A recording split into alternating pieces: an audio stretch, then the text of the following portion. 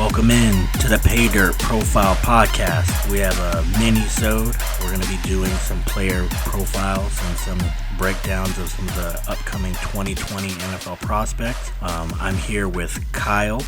The rest of the other guys can't make it with us this time, but if you're listening, you can find us at the Sounder app. You can also find us Apple Podcasts, Google Podcasts, Stitcher, Castbox, Spotify. And if you want to bring us in somewhere else, then let us know. You can find us on all social medias at the Pay Dirt Profile and our Facebook group, the Pay Dirt Profile Podcast.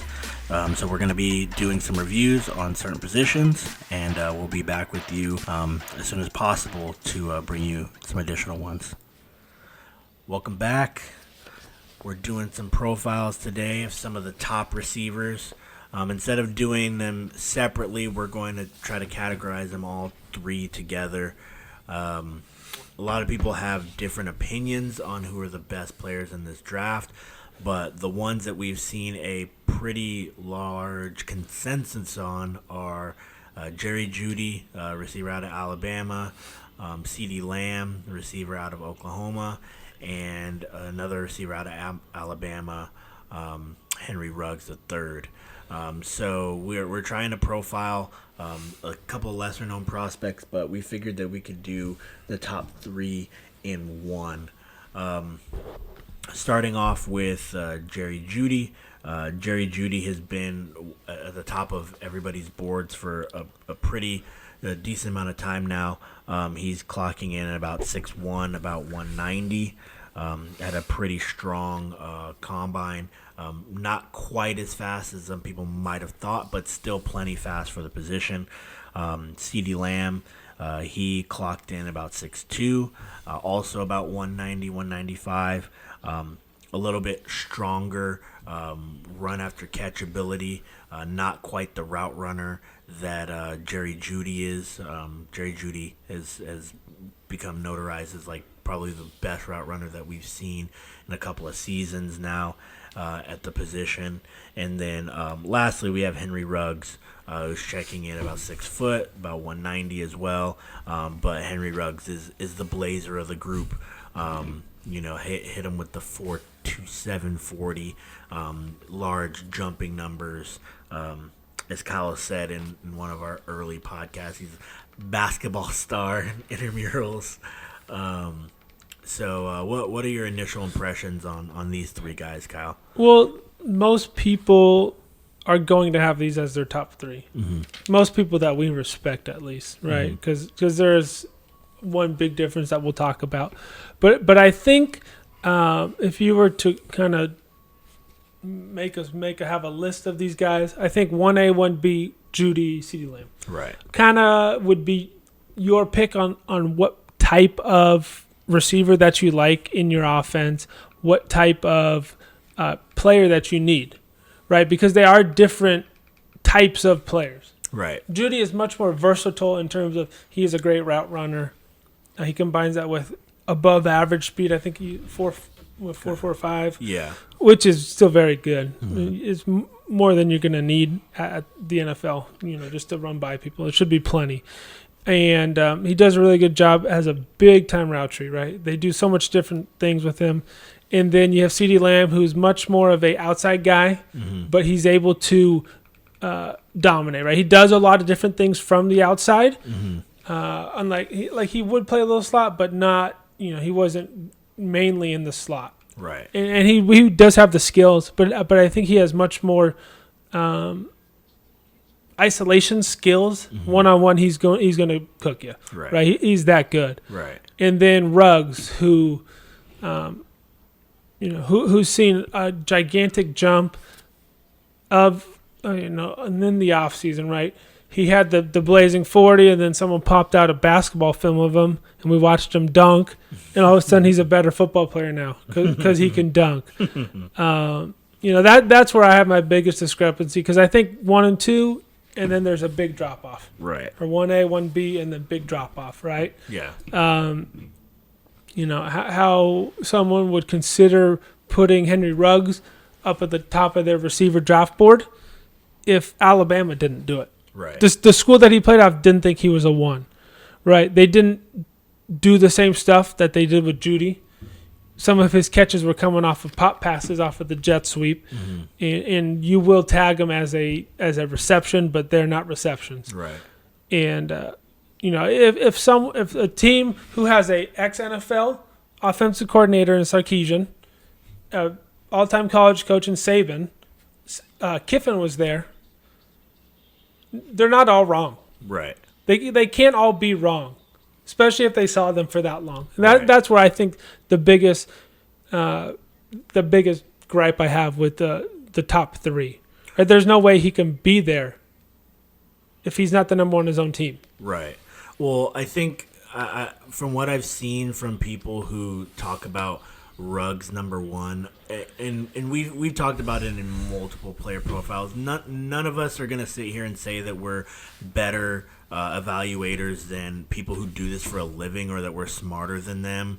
But the one thing that you can definitely see is, okay, what are the track record with these types of players? Not every player is the same, but when we look at these fast guys, we see guys who need to be in a certain type of scheme, need to get the ball a certain type of way to be as effective as possible.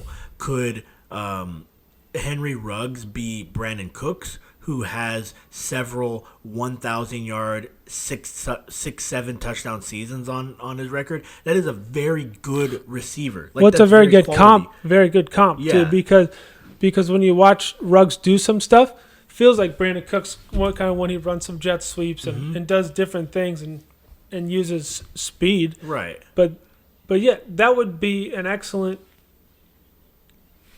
comp, right? You go and you're gonna have that many 1,000-yard seasons and make that much money as a guy, but he's also been on 4 teams in 6 years now. Right. And no one seems to think that he's the missing piece to everything. Exactly. And so when you look at a guy like Jeudy, well, Jeudy is going to fit amazingly in like a West Coast style, timing type of offense, just because his routes are so crisp. But what you could see is an issue with, he does have a lot of moves off the line of scrimmage, a lot of releases, a lot of ways to get open. Mm-hmm. He does have a lot of stems, breaks, can vary his speeds and different things like that. Sometimes doing a little too much gets you off timing. Right. We need you to be at this specific spot at the right time. So that could have an issue. I think Ceedee Lamb has the right blend of that wiggle off the line and ability to, start and stop and make plays. He's not quite the same type of player as Jeudy is in that route running capacity, but he can still run crisp routes. The thing that he's going to do, though, is he's going to make very, very strong contested catches, tracking the ball, very, very strong in that regard as well. And then he breaks so many tackles. Right, yeah. Like, we're talking about Denzel Mims. We watched, 3 game films of him and watched him break 1 tackle. Ceedee Lamb, you can watch him break 3 tackles in 1 play. Right, I think, yeah, he breaks tackles, but he's also he's not just like a, catch and fall down guy. But, he's not going to break every tackle, but he does play through contact and does a lot of stuff well. Like, he's not going to run away from someone like Ruggs, but also he's making people miss too. Like, he has a really good blend and he's very well-rounded. Right. So, for me, I think that Ceedee Lamb is my 1A, or just because of the versatility in the ways that he can win. And Jerry Jeudy is my 1B. I would not really argue with you if you wanted to have Jeudy at the top, because I had Jeudy at the top for a decent portion of my evaluation. But I just kept coming back to Lamb and being like, how many systems could you be a receiver in? Right. And how many systems could Ruggs or Jeudy be an A receiver in? So I think, like you had said, there's a pretty big gap for me behind these next 2 before I put in Henry Ruggs, because I think even a guy like Justin Jefferson is a guy who can win on multiple teams in multiple ways, who may not be the same kind of burner or playmaker, but can win in multiple ways. Like, that's what you should want as a big time receiver. If I can be an A-plus player or an A player on multiple systems, and that's your, generational type of talent. If I can be, Henry Ruggs and be an A or A-plus player only playing for, the Chiefs when they already have Tyreek Hill, like, what other team is going to use you in the same way that they do? Like, you just mentioned, Brandon Cooks, as did I, about, he's had very strong seasons, but he continues to find himself on new teams because they're not valuing that at the top of their board. They're saying, you know what, we can find other guys that can do this type of thing. I don't think you can find another guy who can do what Jerry Jeudy and Ceedee Lamb does. At the end of their contracts, you're going to look at them and you're going to be like, can we replace epic route running? Can we replace ridiculous run after catch and contested catch ability in addition to downfield speed? Like, so that's kind of where I stand with the three of them. Yeah, so like I guess we would both I guess our list would be 1, 2, 3. Yeah. But with 1 2 way ahead. Like I think Ceedee Lamb should be the number 1 guy. Right. With Jeudy up for debate. Right. Depending on who you've got already. Right. But yeah, I like Ceedee Lamb a lot. And then when you start getting down, I think even from 3 to 4, there's a gap too. Yeah. The top 3 are so far ahead of everyone else. Right. And I think I know a lot of people who kind of are up for debate about that, because the people who have CD number 1 and Ruggs number 2 or Ruggs number 1, I think are more inclined to put Justin Jefferson up higher because they're valuing that speed more than like the route running and playmaking. And Justin Jefferson is pretty close to those guys as far as playmaking and route running. I think for him, he is just not quite as electric on film. Now, I know that he graded out really nicely at the Combine, but when you look at them on film, Justin Jefferson doesn't look like the same player as Ceedee Lamb. Right, there'd be a couple more electric players. Yeah. You talk about Hamler, you talk about Jalen Reagor. Those two are much more electric with the ball in their hand. So, but if you're not valuing that as part of anything you're already doing, then for sure Jefferson could be closer. Right. So you mentioned KJ Hamler. So we talked about this really briefly, and in our running back evaluation, we talked about these types of things. So I want to preface the comments by saying Chris Sims is a former NFL player. His father is a former NFL player. He is a current evaluator. I am in no way saying that I know more than he does.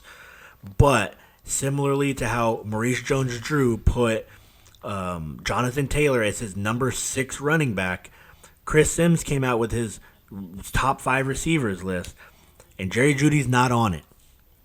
His top 5 receivers were Ceedee Lamb, we agree, Justin Jefferson, which I don't necessarily think he's the number 2, but I'm not as low on him. I don't think there's quite a big gap as you do between Ruggs and Jefferson, but I don't necessarily think he's my number 2. Number 3, Henry Ruggs. He has KJ Hamler as his number 4 receiver, and then T. Higgins, who's a very solid prospect at number 5. Jeudy coming in at number 6. One of his quotes was that Justin Jefferson is the better version of Jerry Jeudy. So, what are your thoughts on one KJ Hamler being in here above somebody who's basically a consensus, top 2 receiver, if not 3 receiver on almost everybody's board? Well, like KJ Hamler is going to be a top 2 round pick, so like he's not a scrub off of undrafted rookie. Right. But like Jerry Jeudy does so much more than everyone but one player in this draft. Right. Like the routes that he runs, He's good with the ball in his hand, good hands. He does so much well. Right. That, like, KJ Hamler does one thing well. Right. Run fast by people. Right. And he's good with the ball in his hand, but, like, it's kind of, I mean, like you said, we talked about with Jones-Drew. Maybe they know something. There's some secrets out there, but I've coached enough football and watched enough football that there's not that many secrets out there. Yeah. And this guy was cooking everyone. We're watching his highlights right now. He's turning around dudes from LSU. Right. That locked down other dudes in this draft. Right. And, he's getting 5 yards wide open, 8 yards wide open. Yeah. It's different. He's just different than all those other guys. His route running is so good. Well, and the thing is that, like, when I'm looking at prospects, like, and as does everybody, you look at their physical traits and physical talent, then you look at their skill set and what they're asked to do, their production, and all those different things and how they could possibly translate. But what I tend to do when I'm evaluating, and I think what you have to do is put them up with other prospects and what they can do. What can KJ Hamler do besides run fast that, like, better than what Jerry Jeudy does? And by running fast, I don't think that he runs faster and is so much better in that regard than you can say that trumps all the other things that Jerry Jeudy does much faster, better than him. Like if you wanted to say that about Henry Ruggs is such an explosive, dynamic athlete that's going to trump route running and route savvy for me. Okay, fine. Like, that's a discussion that we can make. But, like, KJ Hamler, like, pretty fast guy.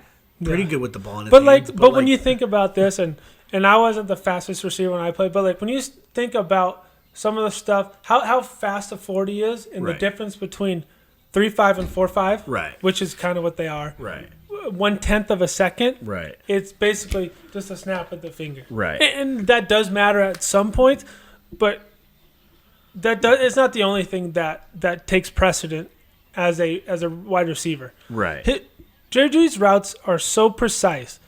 Everything that he does has meaning to it. Right. And then the twitchiness that he has is only, that much better for him. Right.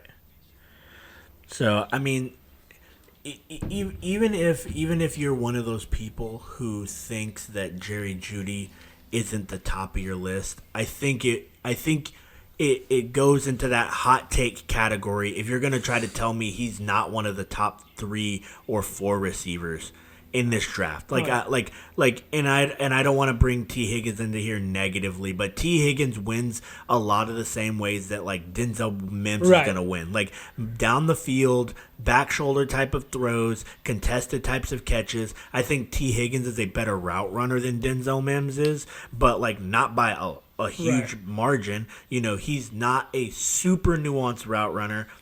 So if you are going to win contested catches, maybe a little bit better than Jeudy, but you're not faster, you're not a better route runner, your hands are, better but not spectacular, like, in what way, shape, or form do we think that the things that you can do better than him that are just slightly better are going to trump the one thing that he is leaps and bounds better than you, and are one of the top 2 things that you need to as a receiver. Right. You have to be able to run routes, and you have to be able to catch the ball. Like, if you can't do those 2 things, you can't have a long-term career, at least, in the NFL. And he could do both of those things fairly well in route running, probably better than everybody in this class, and probably better than last few classes.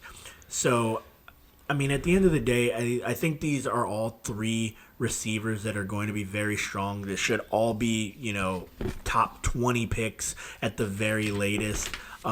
What types of fits do you think would work really, really well with these teams? And you can anticipate maybe a team trading up, or where do you think that these guys could succeed? I think the one team that really does need him and is kind of right in that range is the Raiders. Mm-hmm. Ceedee Lamb is a great fit there. Yeah. And we've talked about the Raiders' need as a receiving group, as a pass-catching group by themselves. They need a real guy to, they have too many. They have a couple tight ends, a couple slot-type guys. They got Tyrell Williams who can go deep. Yeah. But, like, they need that prototypical isolation guy that is going to free everything up. Take a double team and open stuff up right. for Waller, for Renfro, and then that opens up space all over the place. Yeah. And then you kind of have to go through the rest of the draft board. I think Denver's going to end up with one of these guys. Ruggs, to me, seems like the best fit. Right? They have let me bring this down. Cortland Sutton. Yeah, they have Cortland Sutton. So that would be at 15. And then from there, you've just kind of, you're going to figure out where the third one goes. Yeah. But I think it's going to be all before 15. Right. Unfortunately, because I don't think that receivers matter that much. But you never know. So you start looking at a team like the Jets, the Raiders, the Broncos. I mean, the 49ers have been sniffing around that wide receiver pool too without, they traded for Sanders, gave up actual assets for him, right. And, didn't end up re-signing him, unfortunately.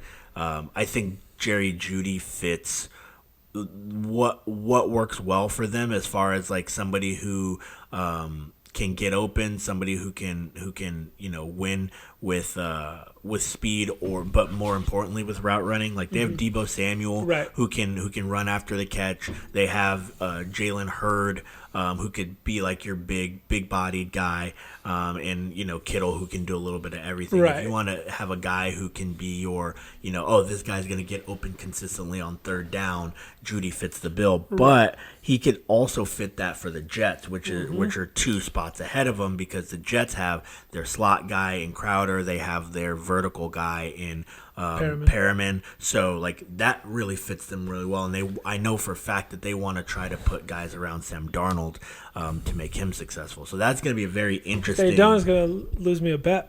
Come on. And then I think the Jets as well could be a good team. Talking about people moving up in the draft. Yeah. One of the previous pods I talked about Minnesota packaging, right. 22, and some other. To get up into that range, Ruggs would be really nice there. Yeah. The Eagles really need a go-to guy. I don't know if they're going to have enough to get up that high to get. Probably the best fit for them would be Ceedee Lamb. I don't think they're going to have enough ammo to get there. Right. But that would be a great fit. New England, they really need a go-to guy to fill out the rest of that roster. Right. Probably Jeudy or Lamb. I mean, I think Jeudy would fit really well with like their timing and they really value route running. And a guy who can do multiple things, right? And they have the big-bodied pass catcher, run after the catch guy, N'Keal Harry from last year.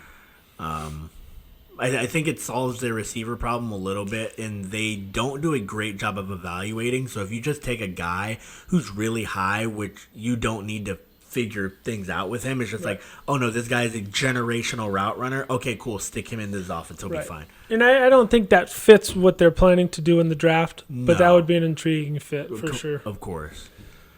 So, I mean, at the end of the day, these guys, like you said, all should be within the top 15. That little receiver run of, the Jets at 11, the Raiders at 12, the 49ers at 13, and then, the Broncos at 15. Like, you can see any one of those teams potentially moving up to 10 with the Browns, because the Browns' major need is offensive tackle, and they got Jack Conklin. They could use another tackle, so clearly they could just stand pat there. But if they think that, okay, there's two tackles on the board we like, and all these teams who are in 3 or 4 picks behind us are all going to take receivers, well, that tackle might still be there in 2 or 3 picks. And the same thing goes for the Jacksonville Jaguars, where they might trade back from 9 and think, at 12, maybe we could still get the guy we want. And that's where you probably, any sort of trade after that would probably be a receiver. Right. So what do you think? I know that we talked about 11, 12, 13, 15. Bucks at 14. I think the Bucs would be very intriguing because because weapons. Yeah, like you've seen a lot of those guys. There's the conspiracy theory type of like, well, how about they just take Jeudy and then it's just game over, and it's like, or Henry Ruggs and it's just game over, and it's like, I mean, that doesn't sound like the ideal way to build a team, but like, if you wanted to have a very good fantasy football team or a very good Madden team, like you're going to put up a lot of points, especially with Tom Brady there. I don't see that really happening, but like that could be one of the most spectacular offenses and one of the most spectacular moves we've ever seen if they wanted to do that, because Tom Brady still has some juice. I don't think that he's the same guy, but he still has enough juice that if you give him, two 1,300-yard receivers, two Pro Bowl receivers, and the top guy in the draft, and two tight end weapons, and a coach who's willing to let you throw it. Right. That'd be wild. Yeah, that could be a 5,000-yard, 40 touchdown season waiting to happen. And when you look at Bruce Arians, he's done a lot of good stuff in the pass game. He can use different guys, so it's not like one of those guys could go there and be better. Right. You probably would be more of a Ruggs type guy. Right. Ruggs or Jeudy. Yeah. Ceedee, I mean, he would be fine there, but they already have Mike Evans, who's ISO, and then Chris Godwin's so good. Right. That like one of those guys could be more like take some carries underneath, win the slot role, which Jeudy would win that last year. Right. Yeah, I think that's a very intriguing like possibility, and it's not going to be high up there. It's not something you're going to bet on, but if something like that were to happen, it would blow up the entire draft. Right. We wouldn't care what happened in the pick right afterwards. We would still be talking about like, what are the Bucs doing here? They're going to run teams out of the building. It would make those Saints games even more crazy to watch because they're all about those stats there. Mm-hmm. So I mean, not putting money on it, but it would be crazy for sure. Right. And then let me throw one other scenario out there. Chargers trade back into that early teens, kind of, I guess, early, the 10, 12, 14 range. Okay. And they get someone like Jeudy or Lamb in the first round, wait for a quarterback. Because clearly the quarterback is in the future for them. Right. But they want to roll Tyrod. They're clearly not going to get off of him right away. Yeah. So you would have some time if you wanted to take a second-round quarterback. So I think you would, if you weren't sold on someone at this point. Yeah. So I think what you would need is first you would need to know who was trading up to 6 and for what. Mm-hmm. Like, are they coming up for Isaiah Simmons? Are they coming up for one of the quarterbacks or one of the tackles? So what team would need to do that? So like, let's say it was, let's say it was the Browns. The Browns are moving up and they want one of the tackles. Or let's say it is San Fran. Like they really want to secure one of these receivers, and they don't want to have to worry about which one is there. Mm-hmm. And so you're there at 13, or the Bucks or something along those lines. So that's how you get into that area. And then at that spot you take. Mike Williams is a vertical threat, bigger bodied guy. You have Keenan Allen, who is going to be more your route runner kind of guy. So you probably were going to want a Ceedee Lamb or Henry Ruggs. You're probably not going to value Jeudy the same, unless because he's basically is the Keenan Allen role exactly. But probably willing to take a tackle and not fall on the ground. But also he's better with the ball than Keenan Allen is. Yeah. So unless Keenan Allen, unless he's not in your future plans, like if you wanted to just keep business as usual, you take Jeudy and he slots right into what Allen does, and then it's not a big deal. But I would assume that you would be looking at Henry Ruggs there. Mm-hmm. And then so if you're looking at Henry Ruggs there, then quarterback-wise, you would have to be looking at Jalen Hurts if you right, and that's where my head was going. Jalen Hurts, who could do some of the run similar style to what Tyrod is probably going to end up getting put into part of that offense for him in terms of quarterback runs, reading some stuff. Or Ceedee Lamb to just have him paired with his teammate. I mean, I guess he played with Ruggs too, so like I guess it doesn't really matter. But that's what you would probably look at. You probably wouldn't be looking at Fromm because he wouldn't be able to utilize the verticality of Williams and Ruggs the same way. Or you would be looking at, maybe Aaron Gordon later, or waiting until next year, or Anthony Gordon, or Jacob Eason if you really thought highly of him. But so think about this: they have Tyrod, right? Mm-hmm. They're gonna have Eckler. They would have Ruggs in the scenario. Yep. Pick a maybe Zach Moss type running back, AJ Dillon. Yep. And then all of a sudden you got 3 guys who can carry the ball plus a quarterback. Yeah. Plus a backup quarterback. All of a sudden you might look different. Like, it would be a good change, I think, for them. Right. And you're running the ball a little bit like the Ravens. You're doing some different stuff with different guys, running some jet sweep stuff, and all of a sudden you're a completely different team. Right. And maybe for the better. Right. I mean, my favorite quarterback in the class is not the best, but my favorite quarterback in the class is Jalen Hurts. Right. And if he's going to be successful, you would need a team that was going to put weapons around him and also put him in a position to succeed as far as running the ball. Like, if you outlined all those things that you just said, a trade back, taking Henry Ruggs, Jalen Hurts in the second round. Maybe you in that trade back, you got an additional second or a third in something next year. Mm-hmm. Let's say with a third round pick, you take Zach Moss, and with that additional second or third, you take offensive tackle. Right. And you just load up on off because your defense is pretty solid. Right, as long as they stay healthy. Yeah, which is. For the Chargers, not everything. Sorry, Jamar, but that's a little bit tough. Like, it's tough to just come out here and assume that health is a thing, But all of a sudden, you're looking at, okay, this year we have Tyrod and we have time for Hurts to learn and get better. We have the weapons all there in place, the running game, the short passing game with Eckler, and then we have the defense that's still been great. I mean, the same time, like. That could really be something. That could really be something. If they had a plan. Yeah. If it's not save your job time for Anthony Lynn. Right. Which it could be an issue, Yeah. We're drafting Herbert or Tua just because we know we need to get something or he's out. Right. Which he could be if they're not good this year again. Right. And that's one of the things too that we don't really take into consideration enough during evaluations is what are the modes of the teams? Are they looking to win now? Or are they looking to try to save their jobs? Are they looking to tank? Are they looking to build for the future?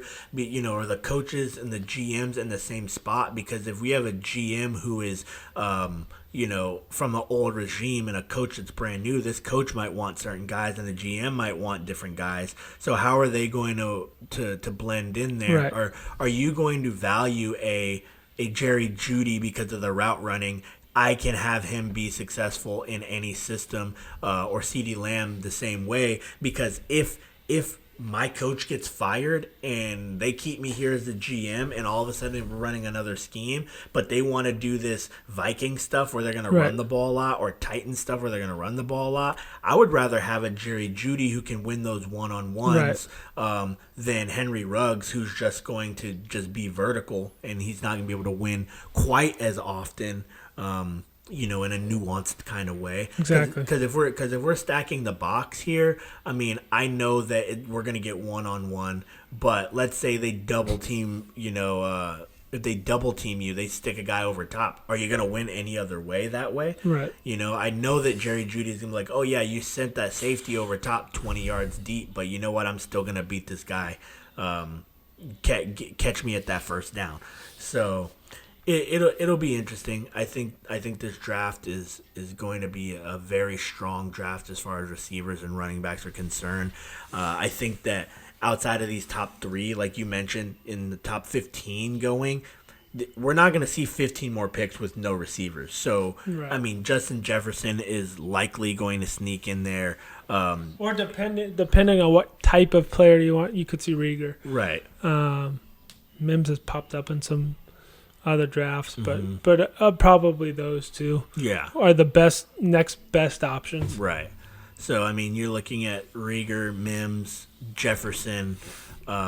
You could see upwards to 6 receivers, maybe more, going in the first round. So it'll be interesting. I think it was a good little evaluation on the top 3. We'll have a couple more profiles on some of our other receivers and move along to some of our other positions. But until then, we're out.